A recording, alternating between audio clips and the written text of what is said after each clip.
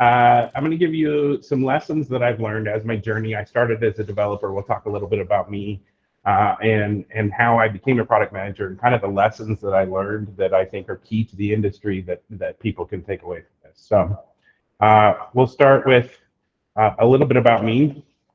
As it was said, I have a Bachelor of Science in Computer Science from Oregon State University and a Master of Science in Software Engineering, right? I'm an Oregon-born boy. Intel, it has a big facility in Oregon, so Intel was my first choice because then I could stay home because I have family in that area and stuff. So I've been at Intel 22 years. Never been interested in going to California or the San Francisco Bay Area or anything like that. Always been. Met my wife at Intel. She's in marketing. I was in engineering. Usually those two don't get along very well, but hey, there was a branch between the two. And we've been married 20 years. And for those of you who are wondering how I ended up with such a beautiful woman, I have not figured that out either. Hopefully she never does either. So those of you who are in the office will probably get to meet her. She's going to be coming down here in a few weeks in August to visit as well. So, and out of that came Peyton, who many of you have met, who is doing an internship here. And then I have another son, Heath, who's a senior in high school, his last year of high school before college, and looking at very expensive colleges. He's been texting me. I'm not. So a little bit more about me. As I said, I started out as a software developer because I was working at Intel. I work at more of a lower level in the stack than most of you guys probably do because I'm talking directly to the hardware in most cases. Moved from a software developer to a software architect after about 7 or 8 years. And we'll show you some of the things that I've done along the way and the lessons I've learned in that journey. And then was convinced to move to product management for a couple different reasons, which we'll go through in a little bit. But I've worked at a division of Mercedes-Benz called Freightliner that does trucks, big semi-trucks. I worked for IBM directly out of school. And then, as we mentioned, I worked for Intel. I hold 5 patents from my development time, mostly in the space of networking and communications. The one I'm most proud of that we'll talk a little bit about is the ability to actually upgrade your hardware over the internet, which was a highly technical solution, but we'll talk about where the problems were on that as well. I unfortunately have a sense of humor very similar to Christian Bologna's, as you guys know it. As my son introduced Christian to my people in Oregon, they said he's the Argentina version of Ryan. So I'm going to apologize for my sense of humor up front. I tried to work in a lot of humor in this presentation and not take it too seriously. So if you don't understand anything, it's probably a joke on my part. That was a bad joke. Just think Christian said it, you'll understand.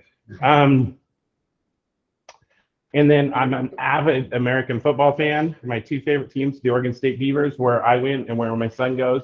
And my second favorite team is whoever playing the Ducks, which is where Francisco is from.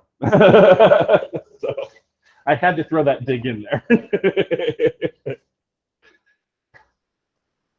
So my first job, I actually got into a program at Oregon State University where you work in your junior and senior year, your 3rd and 4th year, you would do 6 months school and 6 months internship.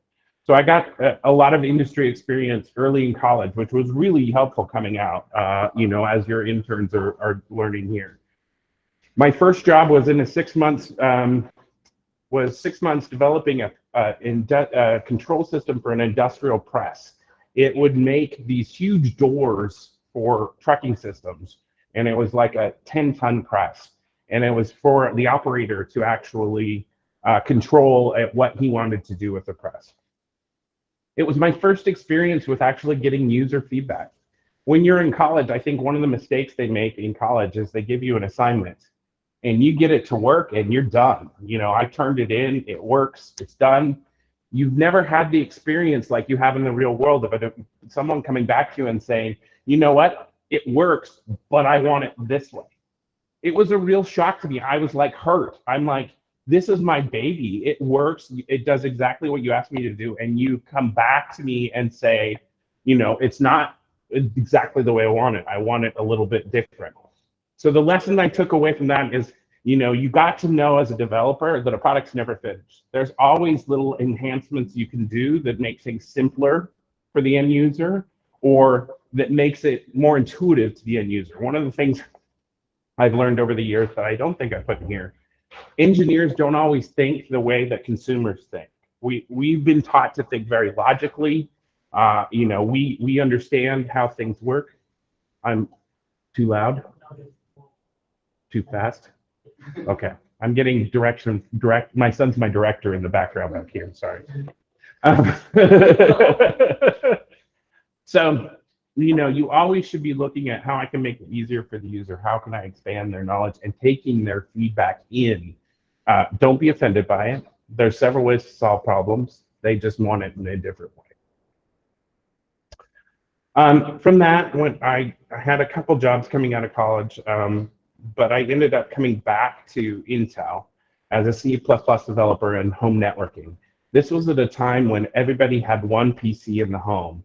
And the hardest part about this was convincing people why they would ever want to share an internet connection. Why would I want internet connection on all my devices? I know I'm dating myself quite a bit here, but that's the era that we were in, right? What we were creating at the time was actually you could do the home network through phone line or through a wireless protocol called HomeRF, which was the first wireless protocol to come out. And we bet it was a really great technology. We had everything working. It was beautifully done. And we bet on the wrong wireless technology, right? Wi-Fi came out and Wi-Fi was being used in the enterprise. And then it was being brought home to the home network because they wanted to use the same thing at home that they brought at work. Lesson learned here is you always have to pick the right technology. There's always some technology coming out and you have to be aware of what is coming out and pick the right technology for your product, because if you pick the wrong technology, your product will fail, right? We were the industry leader. We were being sold into Walmarts. We were selling like crazy, and then Wi-Fi came out and we were dead in 3 months, right? Always have to know what technologies and your competitors' technologies are in order to pick the right technology to be competitive.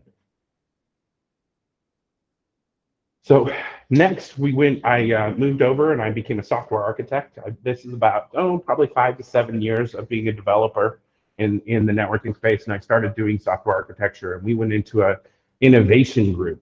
And some of the products on the right-hand side, you can see were some of these, they were called Intel Play at the time. But in the middle on the top there is actually an MP3 player that was out 3 years before the iPod came out.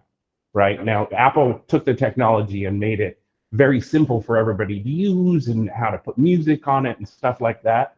But, the actual technology itself, we had before. But what you can take from that is you have to have that whole ecosystem of making it very simple for the customers to use in order to get that adoption widespread, right? That's what Apple did really well. Other things that we had, we actually, Intel Vive, total failure at Intel in that we were trying to put a PC in the living room and make it a remote controlled using different, like a remote like you use right now. The technology itself at Intel failed, but actually it's now in the Xbox. So it was the precursor to what has become the Xbox in every day today. The Intel camera, which is up at the right, if you guys ever had a Microsoft Kinect, that had the camera that you could play and it would show you video screen. Intel had a camera that could do that 5 years before the Kinect came out. Which were all innovations that Intel is really good at doing technologies. What Intel is not good at is dealing with consumers and making it easy for consumers to consume, right? But what I really learned about in this group is to innovate, you have to think outside the box. Definitely one of the drawbacks I had when I was working in this group is as a software architect is I would immediately go to solution space. They'd be like, we want to take a PC and at the time of desktops and we want to integrate a phone physically in it and have the phone alive all the time, even when the PC is rebooting. And in my mind, I start thinking about how I would do that. And that limits innovation if you start worrying about how implementation will happen. If you look at the truly innovative companies like Apple, right? They design the product the way the end user wants it, and then they tell the engineers, go make it work in this way, right? Intel has a problem in that We do the technology and then we say, okay, users come use it the way we designed it. That's not the way you have to do about a product. You need to look at it from the end user's perspective and say, I want the product that does this. I want it so easy to put music on my MP3 player that it's one button and I've got it. And I think that's an important lesson to learn when you're innovating. Innovate around your end user and your end user's problem, and think outside the box, but don't think solution space. This is probably the one I moved over to the software architecture for the Intel upgrade service. This was a really, I'm sure nobody has ever heard of it. Just like some of the other products that I've done here, nobody's ever heard of it. You can look at it on the web. We had a huge backlash because the way Intel makes processors is they actually stamp out a ton of different processors, and then they fuse it to be different levels of a processor. So a Core i7 and a Core i3, which are our high end and low end, are actually the same silicon, but they've been fused different, right? So we came up with a technology that over the internet, you could actually tell the CPU to change its fuse structure. So we could turn a Core i3 into a Core i7 if you paid us, right? That money. Very interesting technology in how we did all that. This is the patent that I'm really the most proud of. The way that we took it to market, though, was at the time there was a TV show on called Pimp My Ride, where you would come and submit your car and they would like deck it out and make it. And the business manager's like, this is going to be Pimp My PC. I'm going to Best Buy and I pick out my Core i3, and at the time I've got my PC, and and when you go to a retail place like Best Buy, I don't know if you have Best Buy here, but a retail outlet, they'll say, do you want the extended warranty? Do you want the laptop bag? Do you want, and they're trying to sell it. And the idea was, hey, do you want me to make your Core i3 a Core i5 for, $50 or something like that? And you got this little card that you can see up in the bottom hand. You'd take it home, you'd scratch it off, you'd enter your code in the internet, and boom, it was a Core i5. It was a really cool technology. Worst part, it was a wrong business model. Right? If you go to a retail, if my dad goes in and tries to pick out, and he finally makes a decision that he wants this CPU out of a PC out of the 50 that are in the retail site, asking him another question of, well, do you want to upgrade it to Core 5? Just is like, okay, screw it. And he gets mad and he leaves, right? Peyton will tell you, my grandfather would walk out on that question, or my dad. It was the wrong business model, right? This technology has moved on. You can actually see it now in data centers, and you see it actually on manufacturing lines where that it used to be that you could unsocket a CPU and put on a new CPU on a motherboard. Great for people who build motherboards because they could run one motherboard and they could put a Core i3 or Core i7. Now, to save money, they solder them down. But they use this technology in the same way. So now I don't have to unplug and plug a Core i3. I just put it in my code on the server, and it turns it into an i3. It turns it into an i7. Great technology, wrong business model. You always have to match the technology to the business model in order for your product to really be successful. Intel Identity Service. This is my transition to a product manager. Intel did not have the concept of a product manager, someone who did both technical and business side and marketing side and kind of coordinated the whole product and the requirements of that product and stuff, until we started hiring some people from Microsoft, where it was a very common for them to product manager. So they came, a gentleman, Matthew Stites, came down and he was hiring. And oddly enough, his job description within Intel, at Intel, I have moved around about every 3 or 4 years. I get bored and I'm like, oh, let's go do something else, right? And I applied for his job thinking I'm not sure I'm really fit. I don't really kind of understand what he's doing. But and then my wife said, well, let's go on vacation, and I was gonna miss the interview, so I actually wrote to him and I canceled the interview saying I don't think I'm a good fit. And he came back and he actually said, actually, I think you're a really good fit for this job. And so he convinced me to be a product manager. And I can remember sitting in JF1, and this crazy, disheveled, quote, software architect comes into the room, and we're working on this identity service.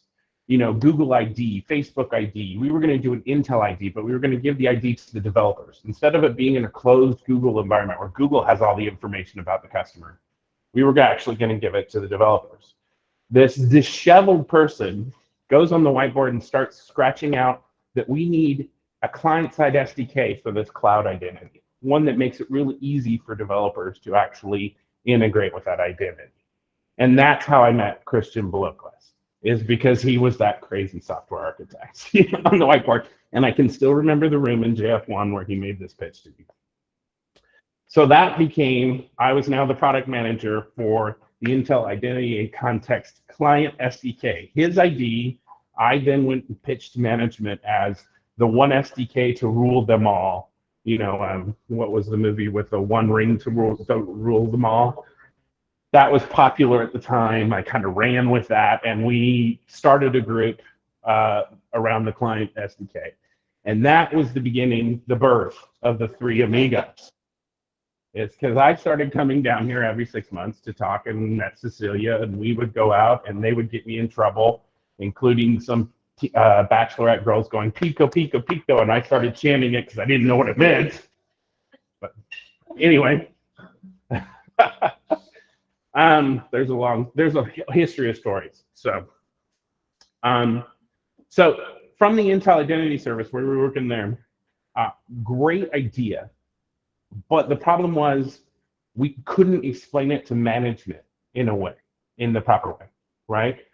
We actually, the VP in charge of this product came in and he just didn't get it. And my VP literally was so frustrated that he had to leave the company with a nervous breakdown because he just couldn't convince his management that this was the right thing to do. And it was a great product. It was a great technology. It was great for developers. But what I learned from that is if your management, if it's misunderstood and your management doesn't understand what it is, if you can't get in an elevator and by the time you're on level 3, explain your product and sell your product to that person, then your product's not going to succeed. We always talk about the elevator pitch. The CEO of Intel's Patrick Gelsinger. If I walk into an elevator and Gelsinger's there and he asks me, what do you do? I have 10 seconds to convince this guy who runs a multi-billion-dollar company that I'm his most valuable employee, right? You have to be able to sell that. And I don't care if you're the product manager or you're doing QA or you're doing marketing. Everybody on the team needs to understand that pitch and be able to keep that vision in mind and explain it to the CEO if they're ever in an elevator with him. It doesn't matter who you are or what you do in the group. You need to be able and believe in your product and be able to sell it to anybody in the management chain.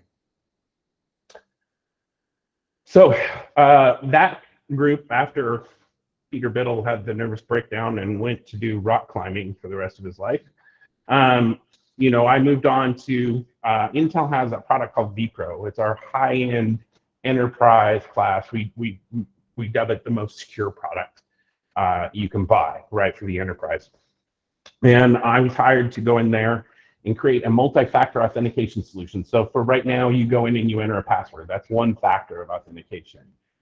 You can go if you combine that with something else, so it's your face and your password, then we're talking multi-factor authentication, right? And it's much more secure.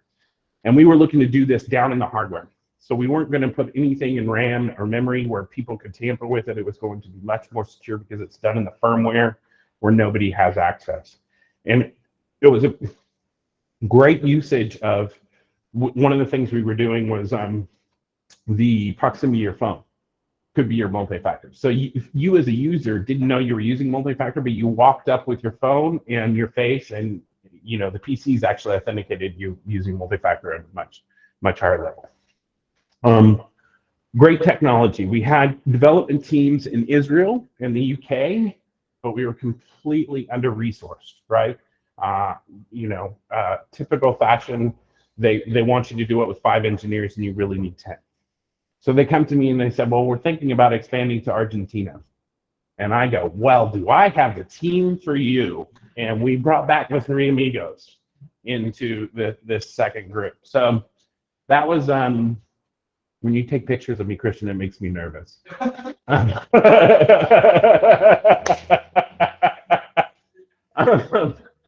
So that was where we brought back the three amigos. Now, there were a lot of things that we learned in the when we were doing this vPro session.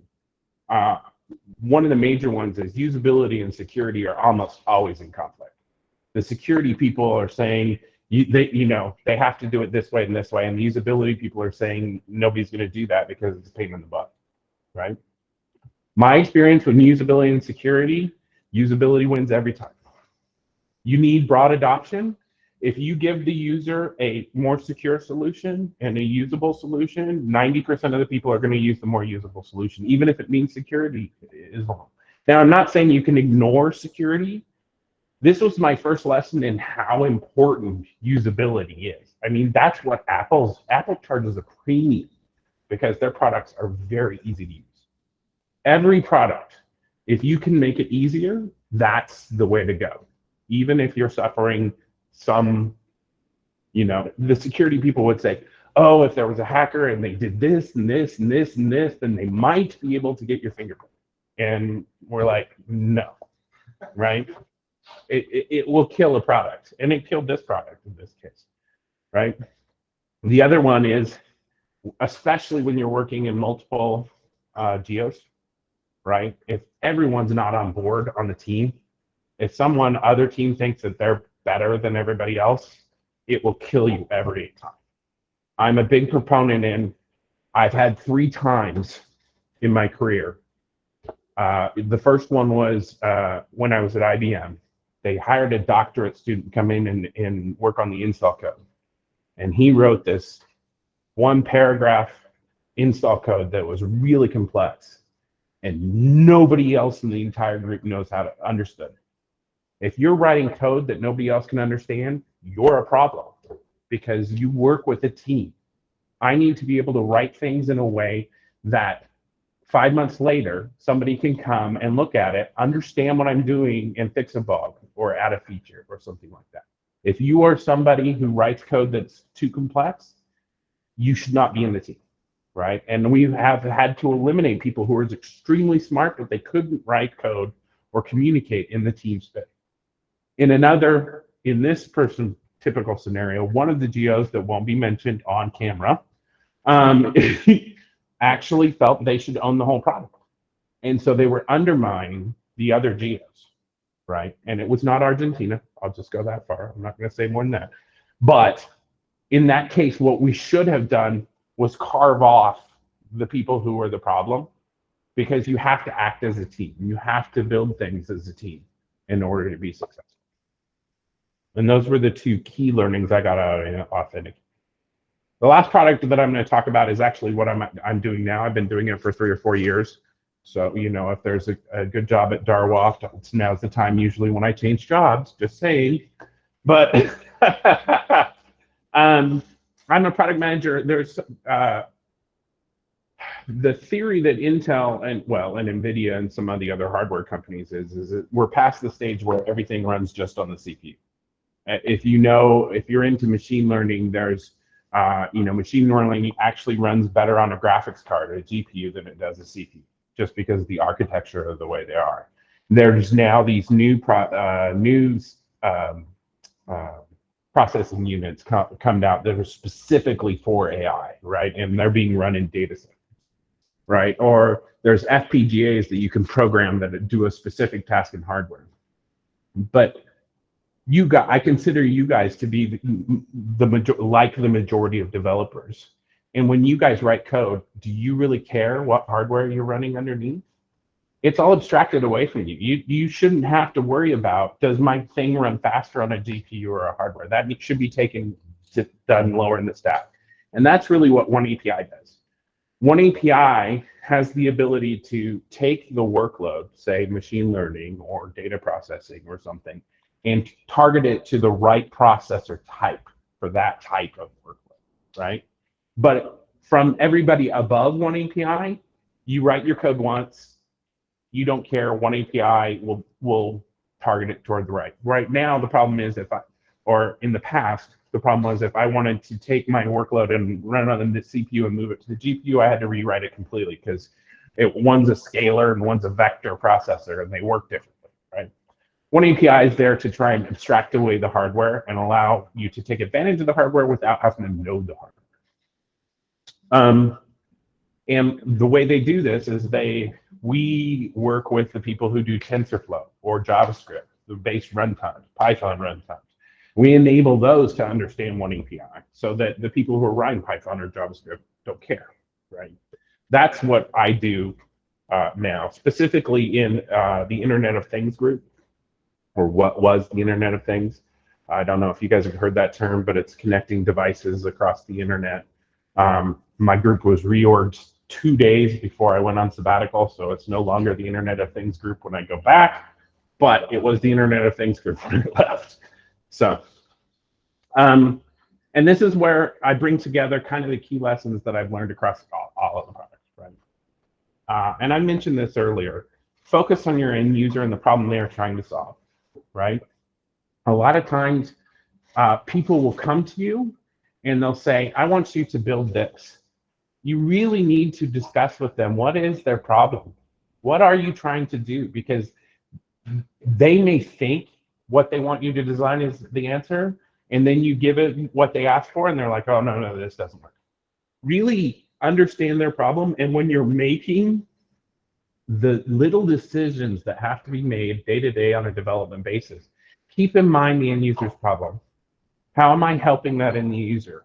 If I make this choice, does it make it easier for that end user to solve that problem, or do I add an extra step for that user's problem? You always have to keep that in mind, even in your day-to-day development, because those little questions come up, right? And you can't go and ask the product manager or everybody every day, what is it? So everybody needs to keep in mind, what is the problem the user wants to solve, and how can I make it easier for them to solve that problem? Lesson number 2, usability is everything.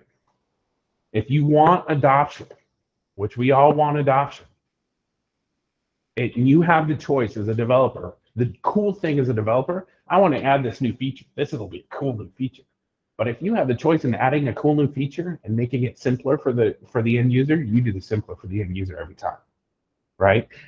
There's a saying that I've heard before that the 3rd generation of our product is always perfect, because after that, the developers start adding crap that nobody ever wanted, right?